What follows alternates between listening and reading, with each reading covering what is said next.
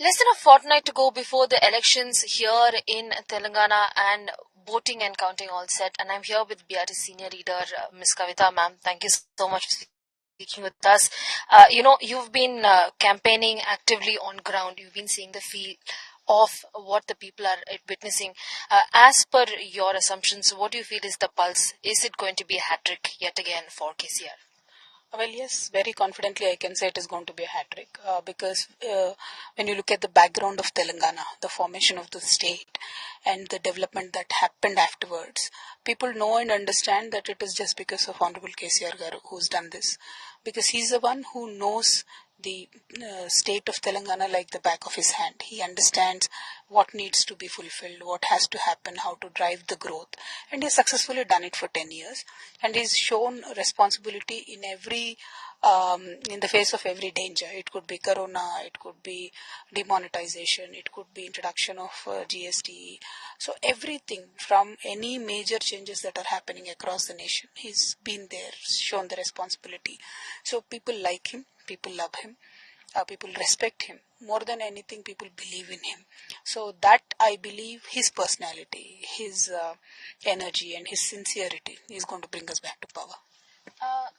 We're talking about KCR as a, not only as a politician, but as a person as well, the kind of developmental schemes that have been brought by the BRS into Telangana.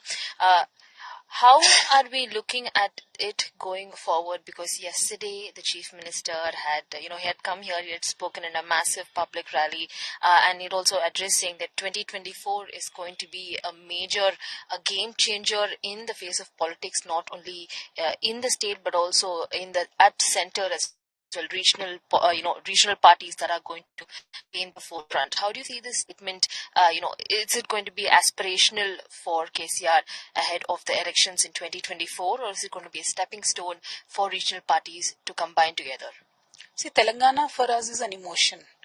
The experience of the growth story of Telangana and the way Honorable KCR Garu was able to um, take it in a positive way, as in we understood that till date in the 75 years of independence, country is doing the reverse of what has to be done, and we've literally tried it in our state because we are a startup state. People gave us an opportunity. We tried it in our state. We took both rural and urban development hand in hand, and we understand that it works. And this model is so perfect that it can work for the entire nation. So we would be in a position to share our experience with the nation, not with an ambition to rule the nation, but with an ambition to change the nation. And that nobody has done it so far. Because if you ask any economist, he'll say, you invest in industrial growth. Nobody will say, give more loans to farmers. Nobody will say give loan more to Yadavs. Nobody will say give more loans to fishermen community. But we've done that. We've empowered people. We've upskilled our people. We've held their hand. And it really recharged the rural economy. And that money now flows into Hyderabad. And vice versa. So urban economic growth engine is Hyderabad. Rural economic growth engine for us is every single village of Telangana today. So that is why we are able to see the unprecedented growth. Now if it works for Telangana, it should work for the nation because we are absolutely the same. We are heavily agrarian as a nation. We have so much untapped potential where the governments never made any investments. We are absolutely sitting on a gold mine and not mining it. So that lesson can be learned from Telangana, and this knowledge can be transferred to the nation. See, it's not about who comes to power, what they do with the power. That is important. We're talking about Telangana being a young state in India as of now, and talking about experiences so far with respect to the center and the politics involving around both the national parties, the Bharatiya Janata Party and the Congress. What kind of stepping stone or a glass ceiling do you think they might have to break to make an entrance into the south, as southern states like Telangana, Andhra Pradesh, Tamil Nadu, and so on? They have to be sincere to begin with. They have to mean what they say. Unfortunately, Honorable Prime Minister comes and makes so many claims which never get manifested on the ground. In reality, they promised us aims for Telangana long time back, never became a reality. They promised aims for Tamil Nadu, never became a reality. They promised so many things in South which they never even tried to address or work on it. So where your ideas are, where your promises are, your purse or your funds have to back it up. Otherwise, where is it going to work out? Whereas in South, we've seen whichever leader promises anything, they at least back it up with the funds that are required for the fulfillment of the project. Like for us, we said we will give water to every acre in Telangana. We built a world's largest lift irrigation scheme in 3.5 years because we made the policy, we backed it up with the funds, we worked on the permissions, we worked with the farmers, we made them understand that losing land for a project will ultimately benefit the overall state, and we worked through it. So that sincerity, that commitment, that execution capability, unless these national parties develop, because they do not have dedicated leaders across South India, unfortunately. See, there is tall leaders like Siddaramaiah Garu and all, but they're still doing the same old mistakes that they've done earlier. They've made tall poll promises which they're not able to fulfill because they do not have money right now. And why did they make these promises? Why did they lie to the people? End of the day, that counts. Sincerity counts. Dedication counts. Execution capacity counts. I've asked this time and again. Is it we're seeing Chief Minister KCR for CM in 2023? Are we expecting KCR for PM in 2024? Well, 2023, when we win Telangana, which we are very confident of winning Telangana, certainly his stature as a leader will grow across the nation.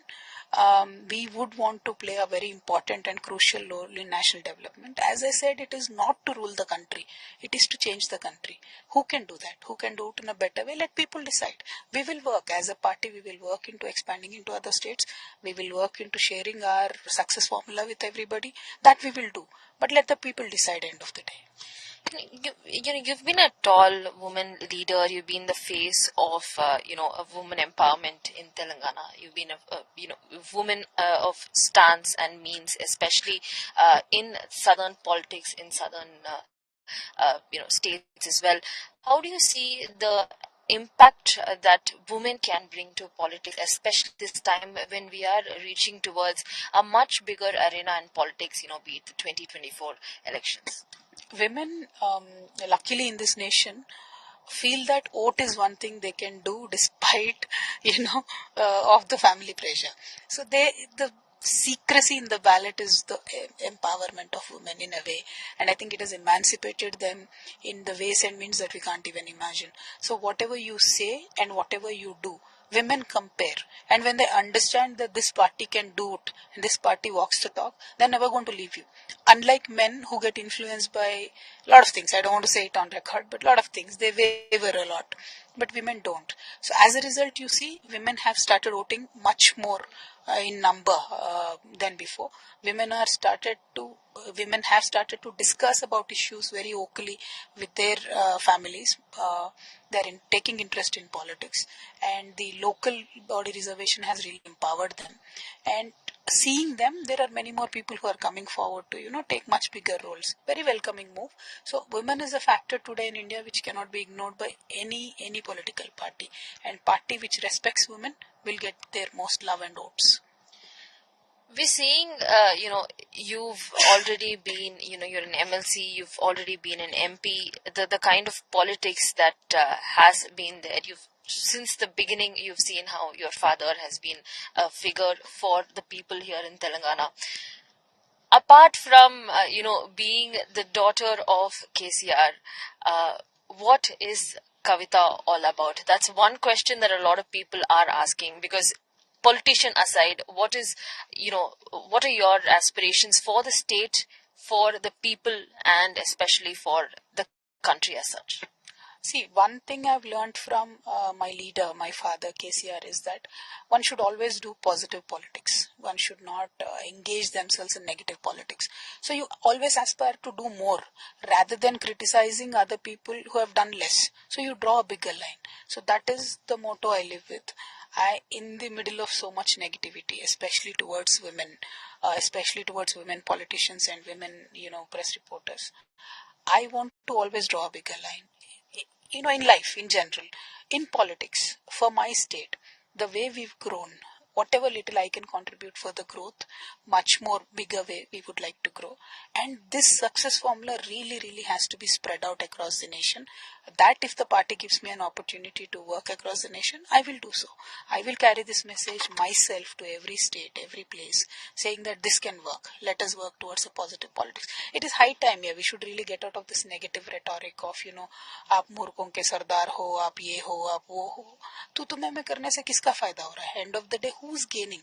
So nobody is gaining. I'm saying वो अपने जगह है. तुतिमा में जब करोगे एक दो बार कर लो, but not throughout the 5 years. People give you a chance, you still are doing tutu mai mai. There's no point. So I am for positive politics, and I really want to bring back that respect to politicians. It might look like a tall claim, but and Nehruji's name is today taken with a lot of love and respect. Sardarji's name is taken with a lot of, and Shastri ji ke to har koi fan hai.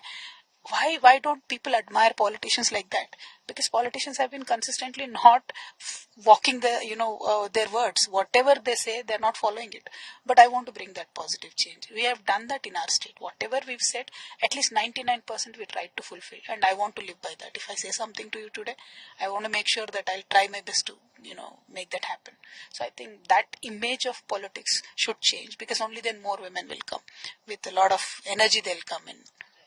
Uh, we've seen in so far in the political arena and the campaigning that has been going on for the Telangana elections, we've seen Prime Minister Narendra Modi, commenting on the BRS, the Congress chief there, Kharge, as well as senior leaders like Rahul Gandhi coming and talking about Bhrashtachar, Parivarvad, and especially at this juncture where TRS, we've seen tall leaders including KTR, yourself, Harish Rao, and several others who have been, yes, it's been one tall family, but there have been senior leaders as well amidst the BRS who are making an impact. What do you have to say to these claims that are being made by, Prime Minister Narendra Modi or Rahul Gandhi and the other leaders?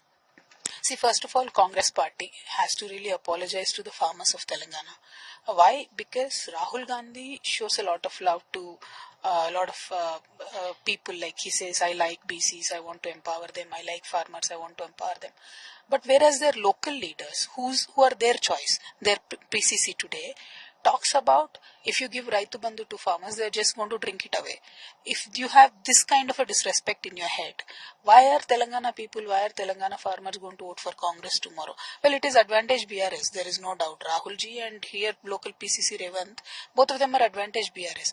But despite that, I'm saying this, that a person who's recognized nationally and a person who aims or claims to be a prime minister one day should not fall for such small, tactics of the local leaders. He should be much more in-depth analyzing a state that he's going to. Because whenever Rahulji comes here, he only talks about family, parivar, and he talks about it with his sister next to him, with his mother next to him. I'm like, what parivar are you talking about? You have ruled this country for 75 years with your only parivar. What is Congress without Gandhi family today, you tell me?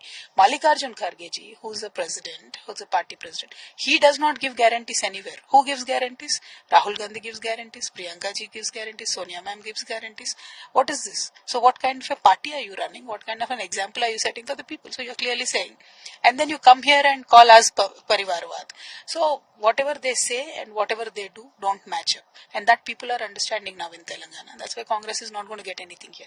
Same thing with Modi ji. Modi ji comes here and talks about Bhrashtachar, he talks about Parivarvad.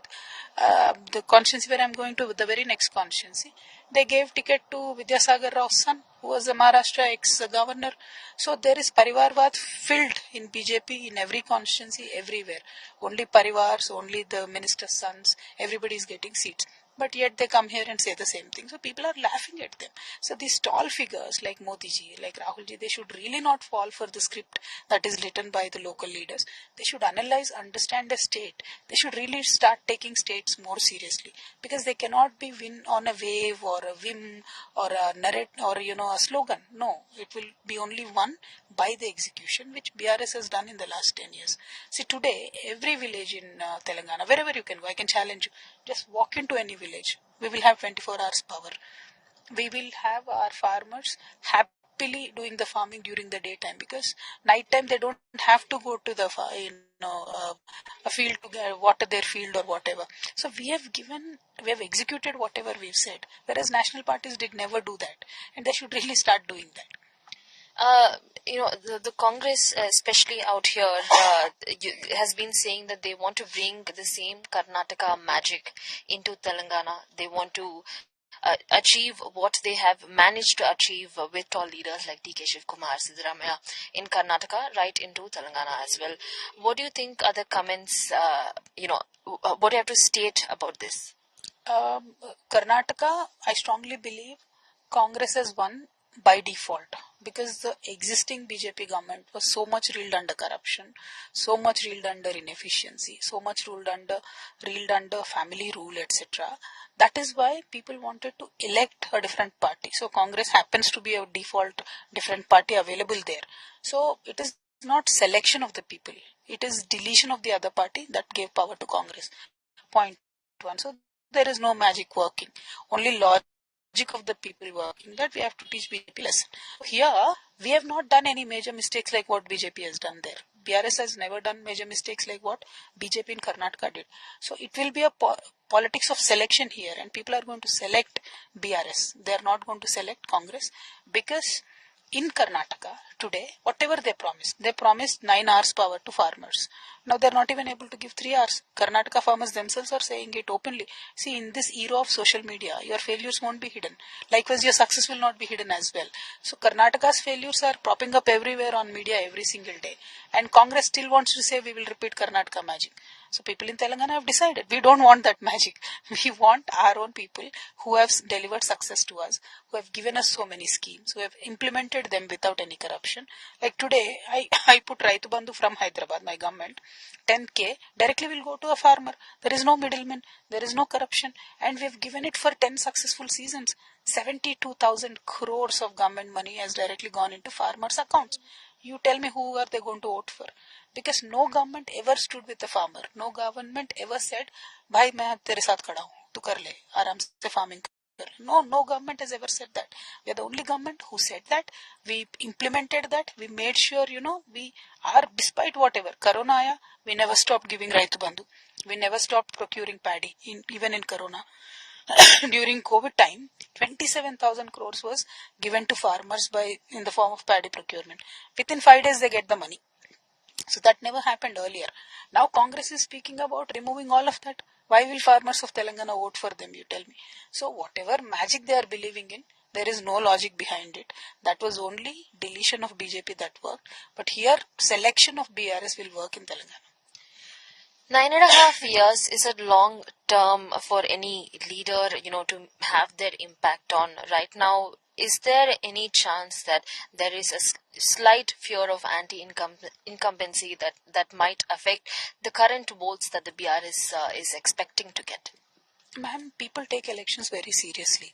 Election basically is their future. So whichever government they choose will affect the future of their kids. That people of Telangana are very well aware. Because once we did a mistake by giving power to Congress, they merged us with Andhra. To get out of that, vicious cycle, it took us 60 years. So they remember those bad experiences. And during the entire Congress rule, they remember the bad experience of not getting power at all, not getting water at all, no drinking water at all. So people of Telangana who enjoyed all these in the last 10 years, just because there is an election or just because Rahul Gandhi comes and waves his hands, they're not going to give away their future to any parties, who have been lying to them constantly. So it is not a matter of anti-incumbency, but it is a matter of who has performed responsibly, what they've done, did they do the work or not, and we've done the work on the ground. That's why we are confident. Our leader has taught us only one thing: don't lie. Tell them what you can do. So now we are promising the pensions to be increased to 5,000, but we have the guts to say Kitty will not support it. So next year it will be only 3,000, and every year we are going to increase 500. By the end of the 5th year, you will get 5,000. So that guts we have. But Congress today is coming and saying we are going to increase the pension from 2,000 to 4,000. Telangana's Kitty will not support it. Not happening, not next year. Yes, the next year it will happen. The year after it will happen, because we understand how the state is progressing. We hope it will progress much more faster. But assuming the worst case scenario, we can still give 3,000 next year, but not more than that. And we are promising that. We never lie to our people. That is our strength. So that will resonate in the result, is what I feel.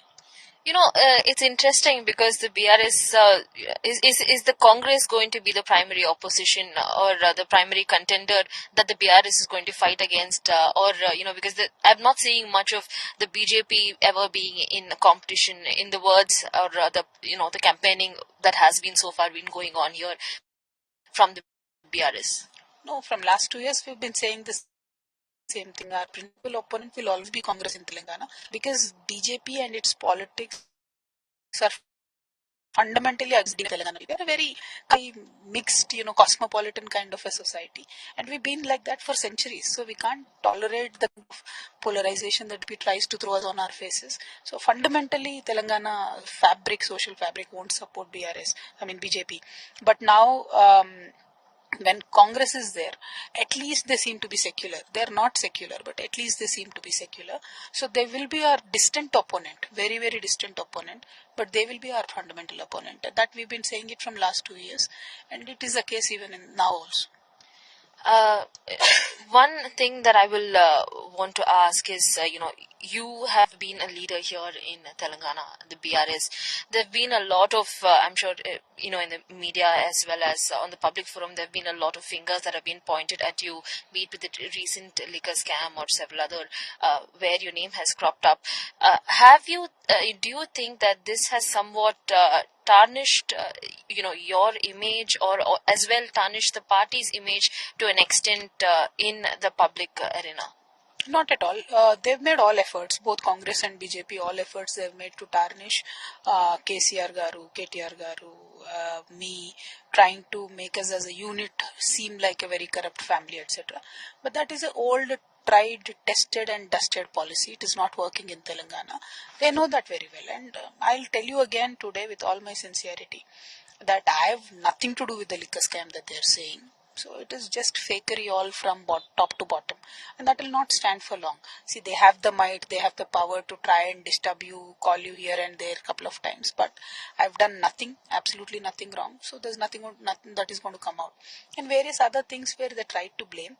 I've always been clear with my people. I'm not the one who shies away from any kind of allegations made on me because I don't want people to get the wrong sense. I've always cleared it up. So I don't think it has done any damage. Yes, there are discussions, there is mockery, there is a social media army troll, that they keep doing. But people now understand. See, what happens is one BJP Neta makes an allegation, then their social media tries to amplify it, then the agencies walk in, and then the Prime Minister talks about it. That's been the cycle throughout the country. Now that they understand, people understand that, and it's become a joke.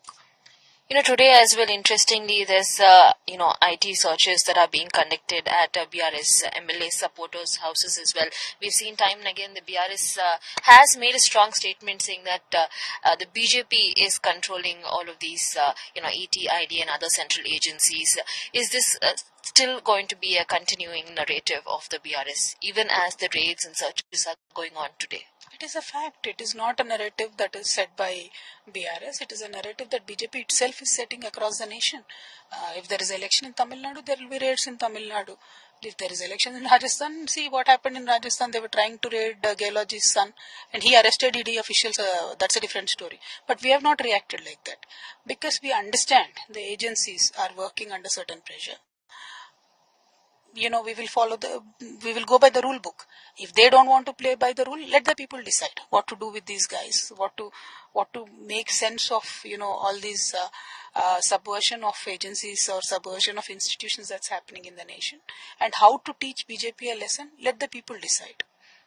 uh, the Congress yesterday, a day before yesterday, TPCC chief Revant said that if the Congress is not voted to power in Telangana, the unemployed youth or the government aspirants especially might turn into Naxals because of the current regime of the BRS.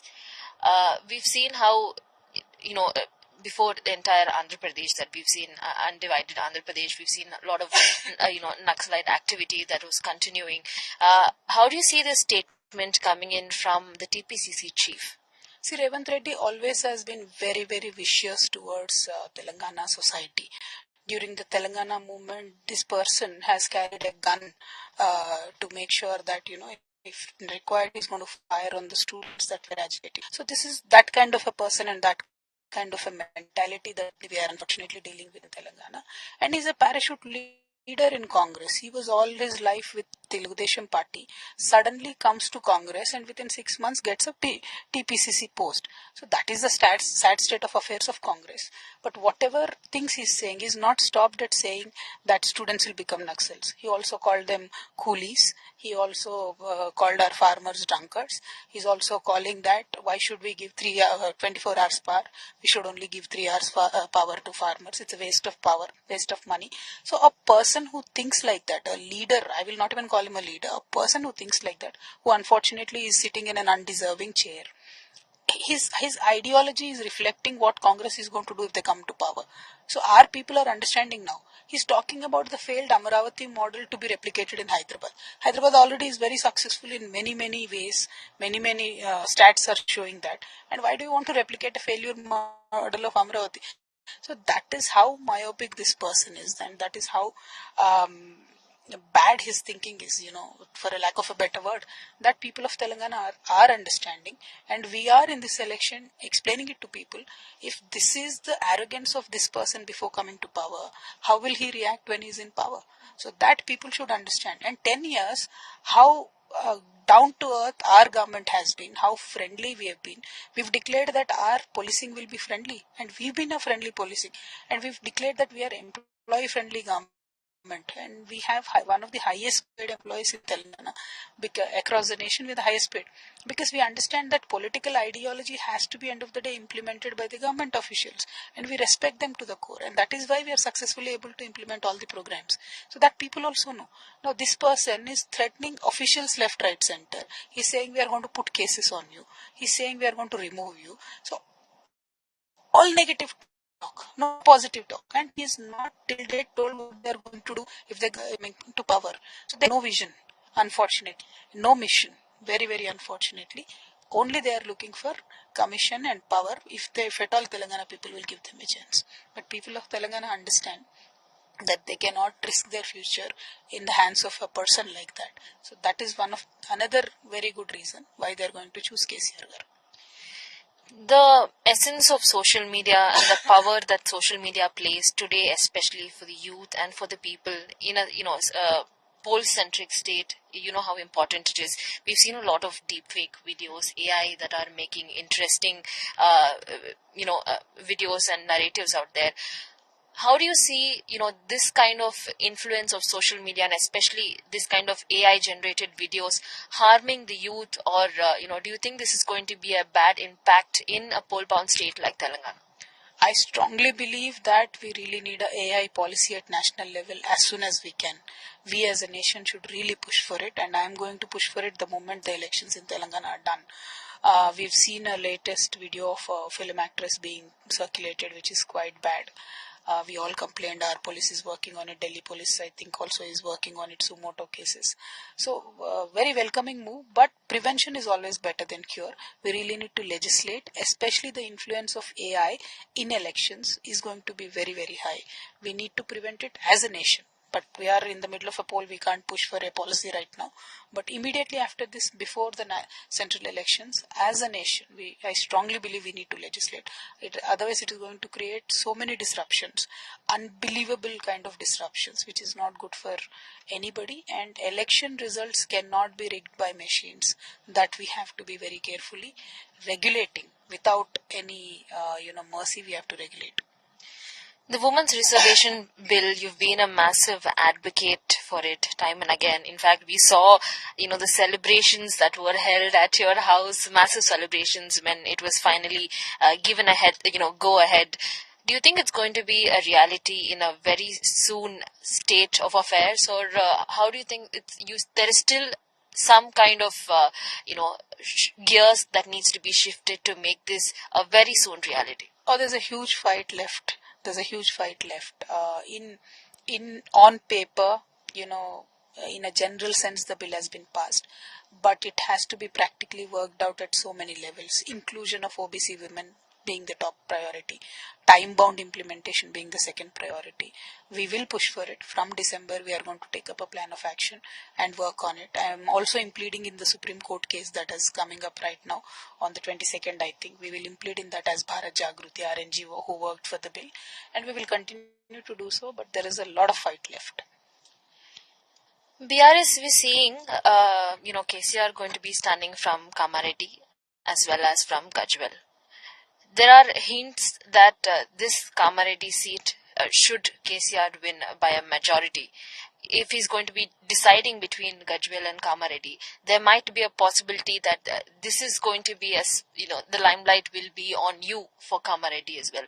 Is that something that you've thought about, or what do you have to say to these response? Well, our party, there's no discussion about it. These are speculations going around to dent, some of the prospects of BRS in these two constituencies. But it has nothing to do with me, and there is no discussion about it in the party. So once boss wins 2 seats, party will decide what has to be done and the future course of action. A last and a final question to you. One of your favorite memories of Telangana movement, and something that you've always learnt and followed from your father and the Chief Minister of Telangana, who you aspire is going to be the third time Chief Minister as well? See what happened in Telangana movement during the movement. It was all strategy, rolled out and propelled by KCR Garu. One of the strategies was to repeatedly use elections as a medium to propagate the ideology of a separate state. So in that process, in one of the elections in 2008, the whole party resigned, including himself and MLAs. People at that point of time somehow did not resonate very well. We had a bad result, bad outcome.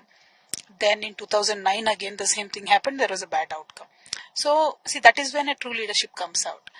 After 2009 polls, he remained silent for almost 3 to 4 months. So everybody was saying KCR is now gone, gone out of the scene. So I had asked him, why are we not speaking? Why are we not responding? He said, at times, silence is the biggest response. You don't have to respond to everything. You have to silently understand what has gone wrong, strategize and move ahead. So during his silence, he was completely strategizing for his upcoming Diksha. He was preparing mentally, physically, party-wise, strength-wise. And then he announced his Diksha after 6 months. But his silence of that loss of election to his Diksha, I really learned a lot from that. And during this liquor allegation, when people were left, right, center making allegations on me, I did not respond. I said, what is there to respond? Why should I respond? And it really worked out very well for me. They kept on making allegations. They kept on calling me names. I just silently took all of it. Because end of the day, I know truth will win. Satyameva Jayate. That's one thing I learned from my father. Thank you so much. Interesting conversation there with Kavitha. She also clearly goes on to state that at the end of the day, Satyameva Jayate, and that in the upcoming elections, it is going to be a big win and a victory for KCR and the BRS yet again. With video journalist Chandu, Apurva Jayachandran, India Today.